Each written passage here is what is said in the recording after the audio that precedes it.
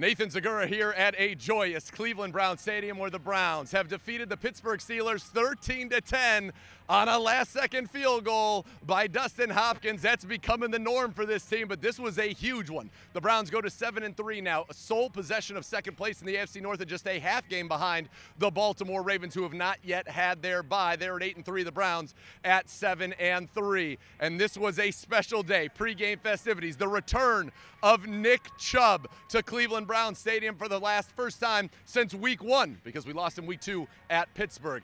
And then the return of the voice of your Cleveland Browns, Jim Donovan, in the pregame. He would be the dog pound captain. He would smash the guitar. This crowd was whipped into a frenzy, and that emotion carried into this game as the Browns would strike first. Jerome Ford scoring on a 1-yard touchdown run. Browns maybe should have scored first on a safety, but that's neither here nor there. It set up a short field, the Browns defense did, and Ford punched it in 7-0.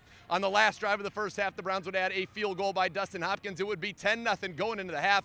Then the Browns defense was completely dominant. Dorian Thompson-Robinson making plays with his arm and with his legs, especially on that last drive of the first half. He ran for a first down that set up the 3 points. You go to the second half, opening possession for the Steelers on their second play, the very dangerous Jaylen Warren, 74 yards to the house, and it was 10-7.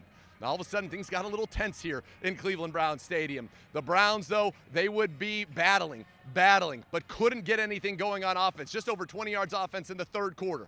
But then you get to the fourth quarter. The Steelers would add a Chris Boswell field goal. It would be 10-10. You could cut the tension with a knife in this stadium because there was so much at stake for the Cleveland Browns and their young quarterback, Dorian Thompson-Robinson. Now, the Browns had a battle with the drops today. They dropped probably 7 passes from the young quarterback.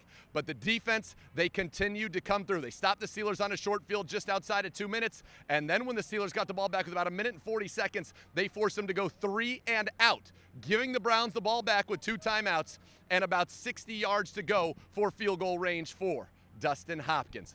Out of that, Dorian Thompson-Robinson, in the drive that would define his second start as a Cleveland Brown, he would go 4 for 4, getting the Browns right down into field goal range, hitting Elijah Moore, hitting Amari Cooper, hitting Kareem Hunt, and then hitting David Njoku to set up Dustin Hopkins after a delay of game penalty on the defense of the Steelers.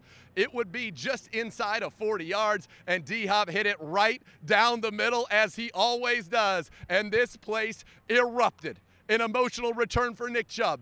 An emotional return for Jim Donovan. An emotional Dorian Thompson-Robinson on the field, realizing what he did to build that belief in himself and the belief of his teammates that this team, no matter what's going on, can find a way to win, and they did it again. The Browns have now won 5 of their last 6 games, many of them in extremely dramatic fashion. This one certainly was no exception. 13-10 over the Steelers. In some ways, you could say the Browns out-Steelers the Steelers, because they really wasn't pretty. They aren't going to paint a lot of pictures of this one, but the Browns got it done. And in the NFL, it's a binary business. You win or you lose, and the Browns won and the Steelers lost. 7-3 after 10 games. With all the adversity this team's overcome, who would have thunk it? And now they get ready to head to Denver and then Los Angeles for a 2-game road trip, but they will do so at 7-3 and very much in the thick of the AFC North chase and the AFC wild card picture. What a great win. Welcome back, Jim. Welcome back, Nick Chubb. Welcome back, Browns Nation, because really, welcome back the Cardiac Kids. We're going to break this down for you tomorrow, 1 o'clock on Cleveland Browns Daily. Myself, Bo Bishop,